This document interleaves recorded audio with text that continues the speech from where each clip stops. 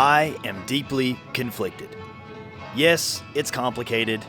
The history, and now reality, of these what may appear as unremarkable drive-by towns, blips on a map, and echoes of the past, all exploited. Every last one of them. Hi, I'm Josh, and this is Mountain Roots. Welcome to Bradshaw, West Virginia, a small town located in McDowell County, nestled in the rugged terrain of Appalachia, situated on the dry fork of the Tug Fork River.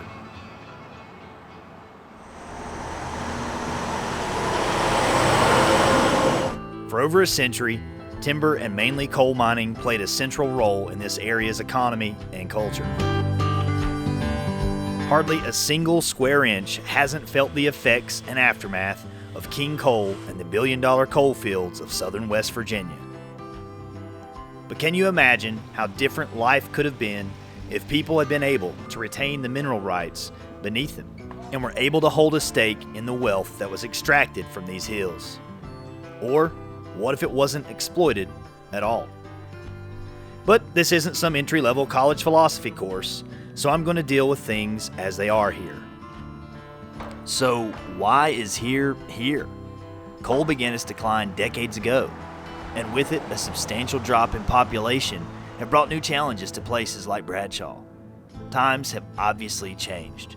Some may even think of this area as the soft white underbelly of Appalachia, but people still call this place home.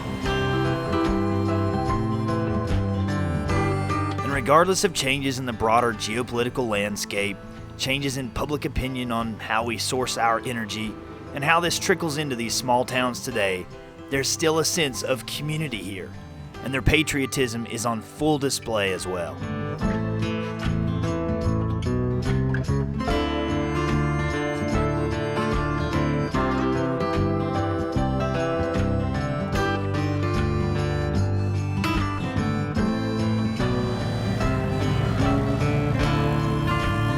Bradshaw is located within a relatively short drive of places like Yeager, Welch, and Panther, West Virginia, all of which are places I've done episodes on, by the way, so be sure to check those out after you watch this episode.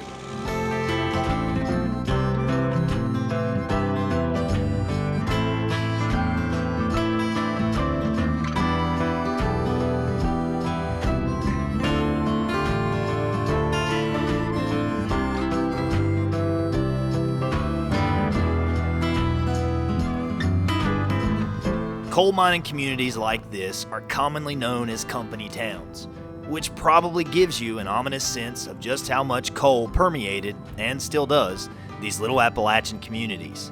Mining companies would build the infrastructure and even import the workers to live in the towns and work their mineral claims. It's no exception here. Part of Bradshaw was built by Bradshaw Coal Company in 1919. This was known as the Dan Coal Camp and is visible from the skate park here. As a substitute for government-issued currency, the company would also pay its workers in scrip, which could only be used at the company store. This practice was eventually outlawed, but I'm told the company store here in Bradshaw was still taking scrip until about 1970.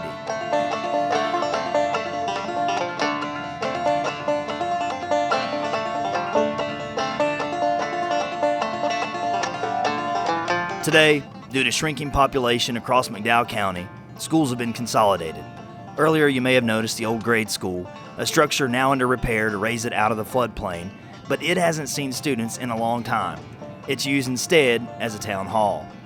In its place for students, the new Riverview High School is one of only 2 high schools serving students in the vast and rugged county. I'm told it sits on the grounds of where a bloody Indian raid once took place upon settlers who lived there. Everyone was killed except the wife, who was released, likely for a ransom. Looking to Bradshaw's past, it takes its name after another settler whose name was, you probably guessed it, Bradshaw. He settled in the area at the mouth of Bradshaw Creek in about 1840, and his grave overlooks the town.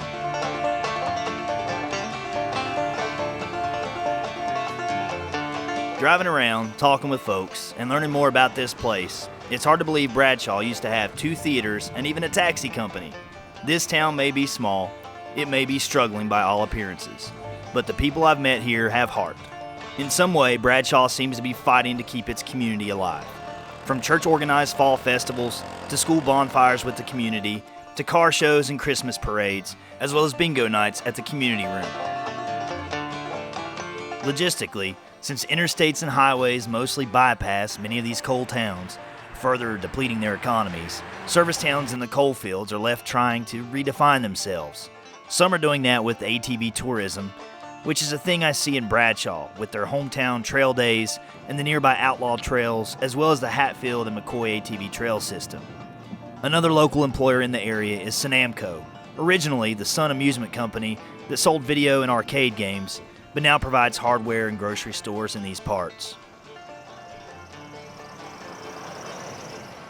Recently, as supply chains continue to languish and global trade is reorganized, not to mention the aging global population and shrinking birth rates to go with it, I've heard some discussions of reindustrialization in some sectors of the United States.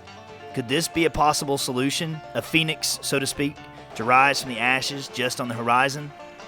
Who knows? We shall see.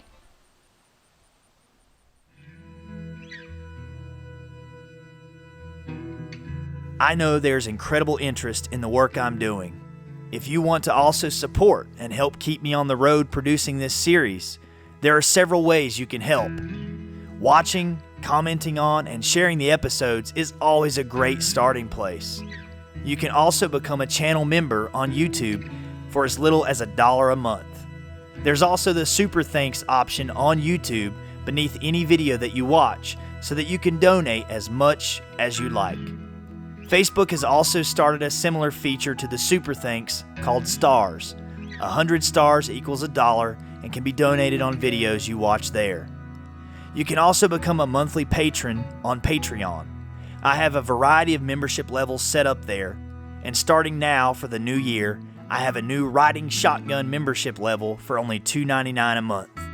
I do my best to provide extra perks to those who are able to support me financially as channel members or patrons. Thanks again for all your interest and support in Appalachia, its many incredible places, fascinating people, and their remarkable stories.